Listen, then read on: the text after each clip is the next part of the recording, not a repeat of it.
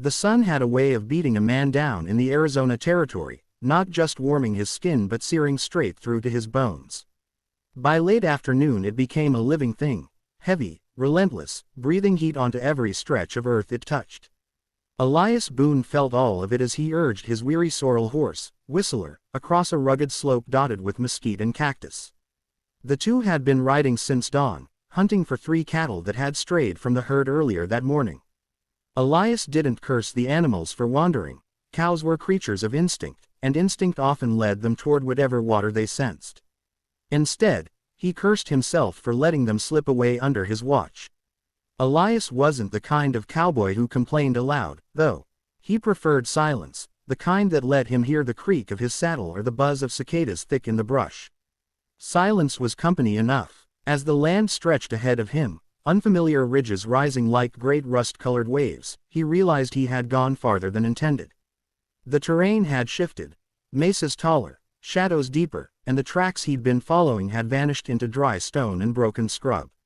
He reined in Whistler, wiped the sweat from his brow, and stood in his stirrups to get a better look around. Far to the west, a canyon yawned open like a wound in the earth, narrow at one end, widening into a bowl of red rock layers shaped by centuries of wind and rain. He didn't recognize it, and that was reason enough to be cautious. But water ran through such places sometimes, and water drew strays. "Come on, boy," he murmured, giving Whistler a light nudge. The horse responded with a tired snort but obeyed, weaving down the slope toward the canyon floor. The path grew rocky, the kind that forced Elias to dismount and lead the horse by its reins. Stones shifted and slid under his boots. Each breath carried the scent of dust and sun-baked earth mingled with a faint sweetness from some blooming desert plant hiding in the thickets. The deeper he went, the quieter everything became. The wind seemed to hold its breath. When he finally reached the canyon's mouth, he paused. Something about the place felt watched, though he saw no movement except for a lizard skittering across a boulder. The walls rose high on either side, streaked with desert varnish and shadows, ancient and unmoving. He walked slowly, leading Whistler between the stone giants. After a few minutes, the canyon opened wider. Dry riverbed sand stretched before him, pale and powdery beneath the oppressive sun. It was here, by pure accident, that Elias caught the flash. At first he thought it was a trick of the light, some reflection off a wet patch of riverbed. But there was no water here. He squinted, stepped forward, and crouched. The glint came again, sharp, unmistakable. He brushed aside sand with the back of his hand, clearing away the thin top layer until something metallic shone beneath. His breath hitched. He scraped more urgently, the grit collecting beneath his nails. Then he saw it clearly.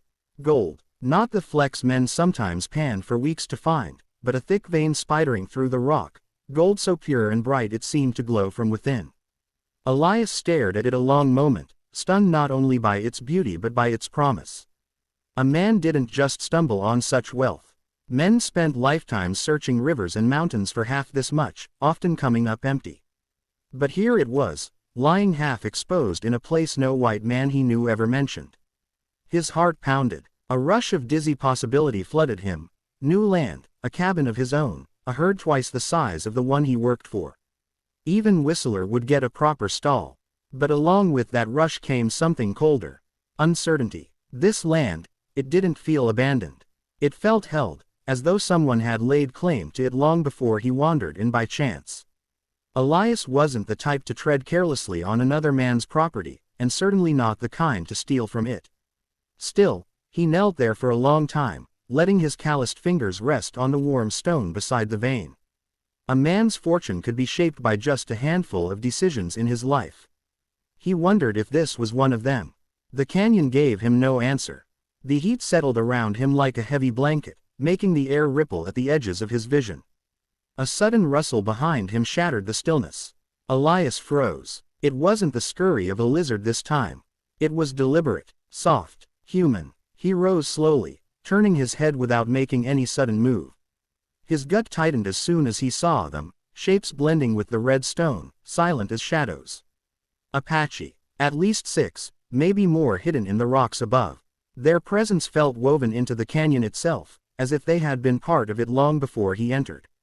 Elias swallowed hard, forcing his hands to stay open and away from his gun. The nearest Apache stepped forward. He was tall, broad-shouldered, with a stern, unreadable face. Feathers hung from his dark hair, brushing the line of his jaw. His eyes were steady, not angry, but assessing, a man who measured worth not in words but in actions. Elias guessed he was the leader. "You ride where you should not," the man said. His English was measured, each word deliberate. Elias dipped his head. "Didn't know I crossed onto your land. I'm just lookin' for 3 cattle wandered from my herd." The Apache's gaze slipped momentarily to the exposed gold. Something hard flickered in his expression, something protective, almost fierce. Elias felt the weight of that look settle on his shoulders. "You dig for what is not yours," the leader said quietly. Elias shook his head. "I wasn't diggin', just brushed the sand aside when I saw the shine. Believe me, I ain't claimin' anything that belongs to someone else." The Apache stepped closer, his shadow falling across the gold as though shielding it from view. The others watched in stillness, hands resting near their weapons but not yet hostile.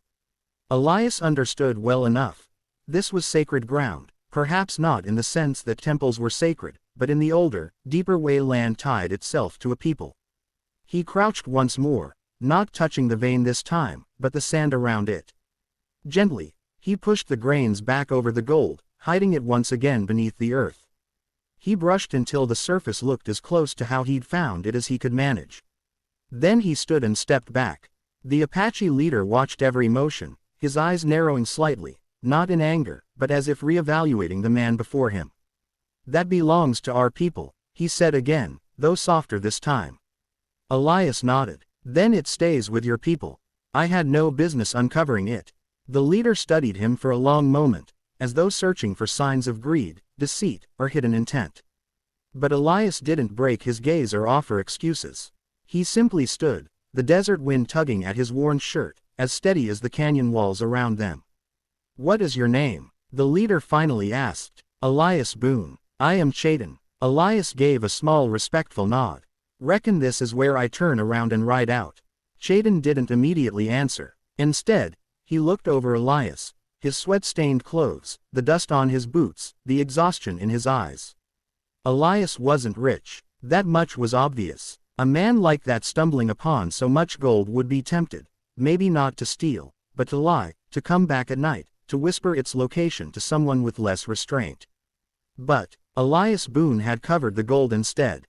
"Go," Chayton said at last, stepping aside. "Take care where you ride next time." "I will," Elias said. Then after a breath, he added, "Thank you for letting me leave." Chayton's expression didn't soften, but there was a glimmer, just a glimmer, of acknowledgement. Or maybe Elias imagined it. With slow, deliberate movements, Elias took Whistler's reins and mounted. He didn't look back as he rode toward the canyon's mouth. Only when he reached the open desert did he release the breath he'd been holding. He glanced once over his shoulder. The canyon stood still and silent, revealing nothing. The Apaches were gone. Or perhaps they were simply watching unseen once more. Either way, the gold lay hidden beneath sand he had returned to it. He left the canyon poorer than he had entered it. But as the desert wind picked up again, whispering across the land, Elias felt something settle inside him. A quiet pride, or maybe just the knowledge that he had walked away from temptation with his conscience intact.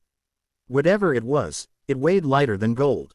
And he didn't know it yet, but the land, and the people who guarded it, would remember him.